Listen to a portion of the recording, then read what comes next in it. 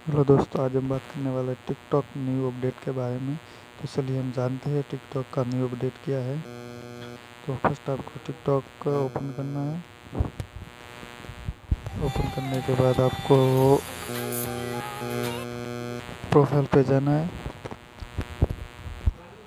Profile में जाने के बाद थ्री डॉट पे क्लिक करना है। थ्री डॉट पे क्लिक करने के बाद आपको प्रो अकाउंट में क्लिक करना है। और ये देखिए, टिकटॉक क्रिएटर मार्केट प्लेस, इस पे आपको क्लिक करना है और इसमें आपको अर्निंग हो सकती है। ये देखिए, content with brand.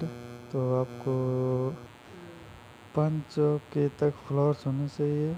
Post video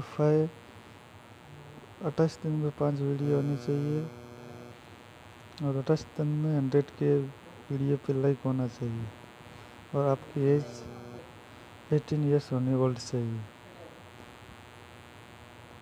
okay, तो ये अपडेट नया अपडेट है और इसमें आप अपना वीडियो चेक कर सकते हैं कितना वायरल हो गया है, कितने व्यूज़ है, कितने हैं, ये देख सकते हैं आप।